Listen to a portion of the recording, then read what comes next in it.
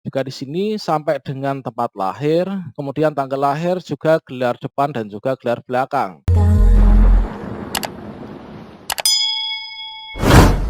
Assalamualaikum warahmatullahi wabarakatuh, sobat-sobat calon guru, selamat datang di channel calon guru. Sobat-sobat semuanya, khususnya bagi teman-teman yang telah lulus seleksi P3K tahap 1, maka di sini sedang berlangsung untuk pengisian daftar riwayat hidup ya. Pastikan teman-teman sudah mengunduh untuk buku pengisian DRH sebagai acuan dan juga panduan ya ketika mengisi daftar riwayat hidup. Nah, sobat semuanya, pada video ini kita akan berbagi update informasi terkait tentang update info dari BKN tentang pengisian daftar riwayat hidup P3K 2021. Mungkin saja bagi teman-teman ada yang mengalami kesulitan ya. Nah, maka silahkan simak video ini sampai selesai.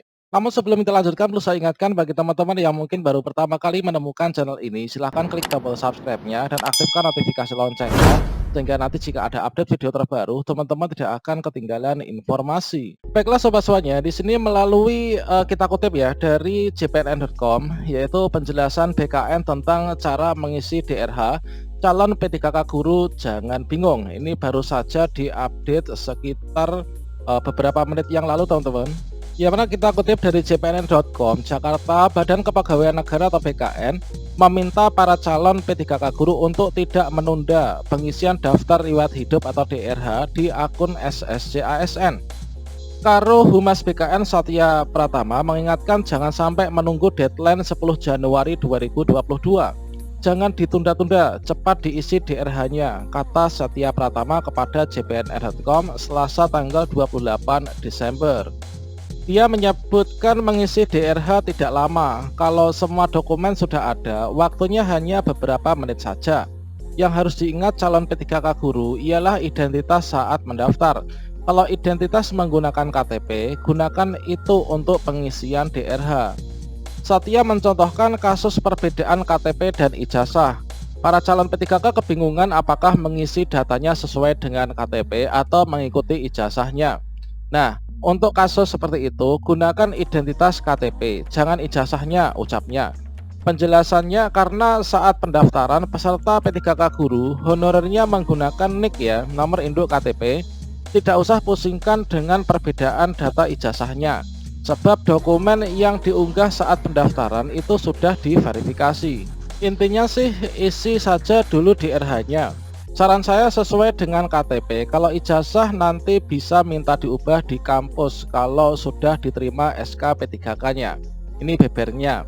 Dia menambahkan selama fotonya sama dan bisa dibuktikan bahwa ini orangnya sama, tidak masalah bila ada perbedaan antara ijazah dengan KTP.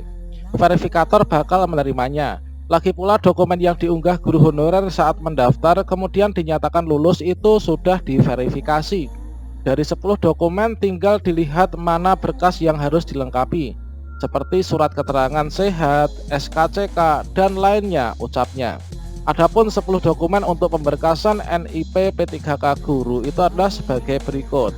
Yang pertama adalah pas foto terbaru pakaian formal dengan latar belakang berwarna merah. Kalau di sini nggak ada kata-kata dasi ya, kita nggak usah pakai dasi ya. Kemudian hasil scan ijazah asli yang digunakan sebagai dasar melamar jabatan sesuai kualifikasi pendidikan dan tugas yang ditetapkan.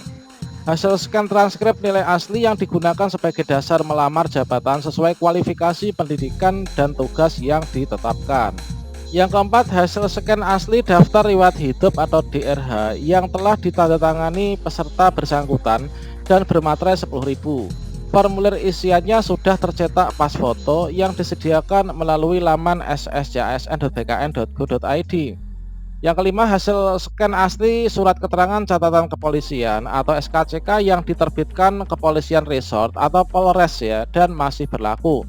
Yang keenam, hasil scan asli surat keterangan sehat jasmani dan rohani dari dokter yang berstatus PNS atau dokter yang bekerja pada unit pelayanan kesehatan pemerintah. Yang ketujuh, hasil scan asli surat keterangan tidak mengkonsumsi dan menggunakan narkotika, psikotropika, precursor, dan zat adiktif lainnya yang ditandatangani dokter dan unit pelayanan kesehatan pemerintah atau dari pejabat yang berwenang pada badan atau lembaga yang diberikan kewenangan untuk pengujian zat narkoba yang dimaksud. Yang ke-8, hasil scan asli surat pernyataan 5 poin yang ditandatangani oleh yang bersangkutan dan bermaterai 10.000 yang berisi tentang tidak pernah dipidana dengan pidana penjara berdasarkan keputusan pengadilan yang sudah mempunyai hukum tetap karena melakukan pidana dengan pidana penjara 2 tahun atau lebih.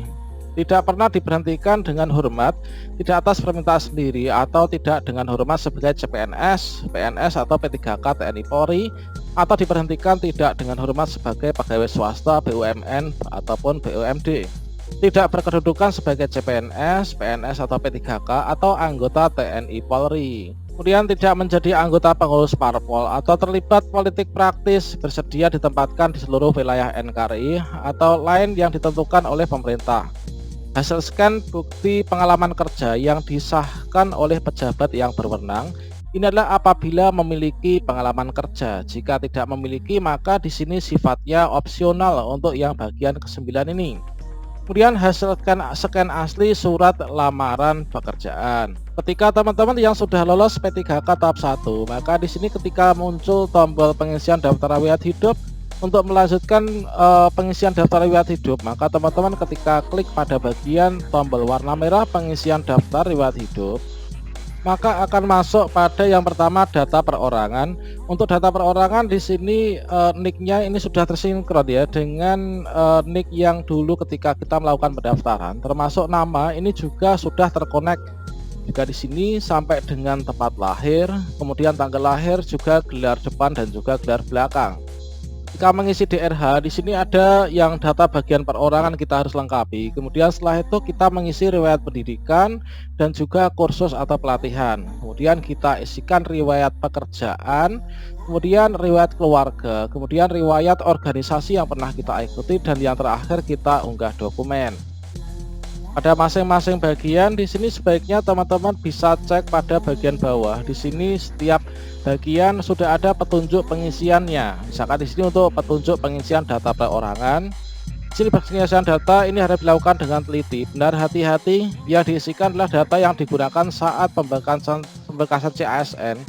Tidak dapat diubah ya setelah Anda mengirim daftar riwayat hidupnya. Kemudian kita isikan bagian formulir yang ada tanda bintangnya. Jadi di sini kalau misalkan ada tanda bintang, kemudian di sini ada yang berwarna merah, ini adalah wajib kita isikan.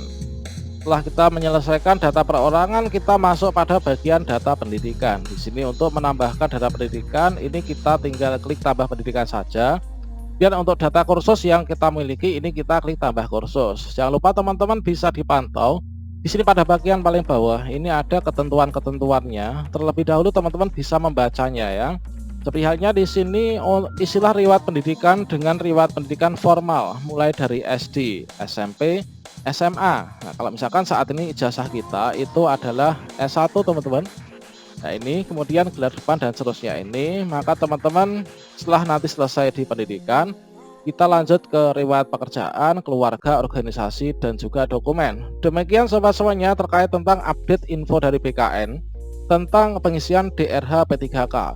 Semoga bermanfaat. Wassalamualaikum warahmatullahi wabarakatuh.